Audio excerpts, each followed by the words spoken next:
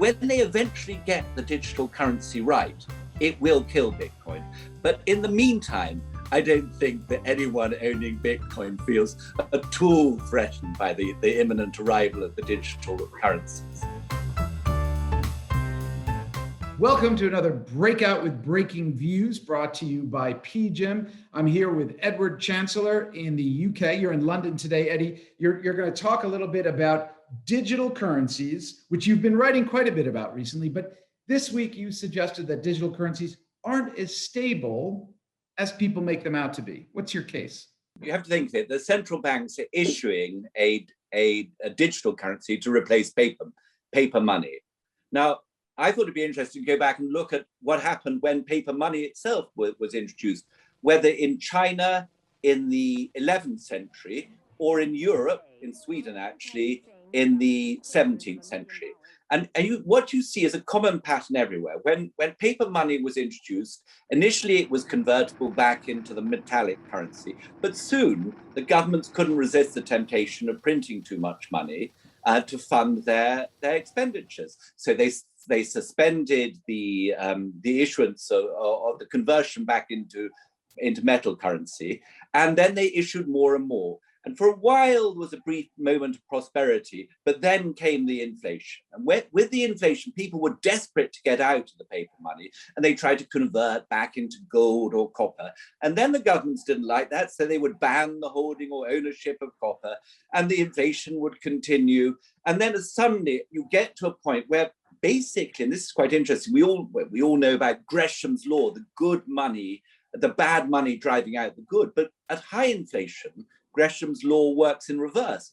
Good money drives out the bad. So eventually you get to a point where the governments are forced to embark on a monetary reform.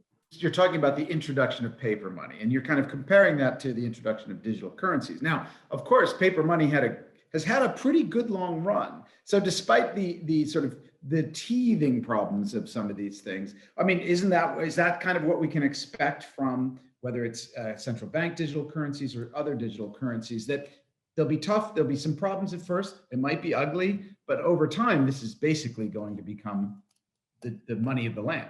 Yeah, I think it will, but I think we have to focus on what happens to start with.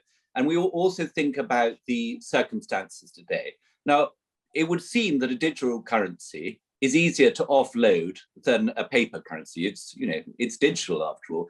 If inflation picks up, you can imagine the velocity of circulation of the digital currency rising much faster than the velocity of circulation of a bank account or a paper currency. So it's inherently more inflationary in that perspective. Now, you also have to think about the current circumstances. And I think at the moment, it's an extraordinarily risky time to be launching a digital currency in unlimited amounts because, as you know, over the last year, Western central banks have expanded their balance sheets by about $8 trillion or more. The US this year is running a federal deficit of about 14% of GDP, much of which is going to be financed by the Federal Reserve. Broad money in America is growing at more than 20% annualized rate. Now, these are very inflationary conditions. The Bloomberg commodity index is up 20% so far this year. Gasoline prices are soaring. So imagine if you issue an unlimited quantity of electronic digital currency into these circumstances, you will be adding fuel to an inflationary fire. But it does sound like that's where these central banks are going. I mean, as you point out in the piece, they're all basically studying some form of a digital currency, whether it's ECB, even the Fed. Are you just saying we've got no choice? There's going to be a disruption. It's going to be inflationary, and look out. Well, I mean, actually, one of the things that inspired me to write this piece was a friend writing to me saying, are the digital currencies the death of Bitcoin and cryptocurrencies?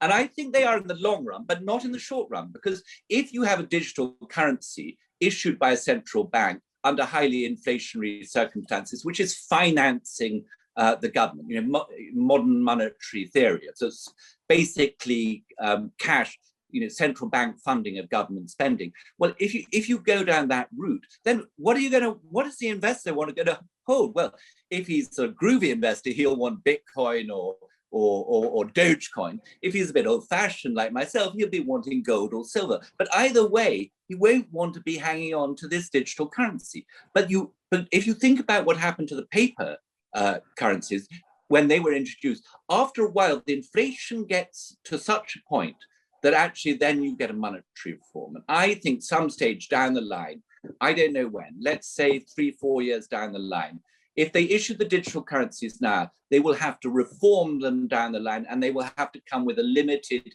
issue. They have to have the same built-in limitation of issue as Bitcoin itself, perhaps a bit more generous than Bitcoin. Right. At that moment, then Bitcoin, as far as I see it, is completely dead. So when they eventually get the digital currency right, it will kill Bitcoin. But in the meantime, I don't think that anyone owning Bitcoin feels at all threatened by the imminent arrival of the digital currencies. All right. Well, thank you, Eddie. We'll be back with another Breakout from Breaking Views brought to you by PGIM next week. Thanks.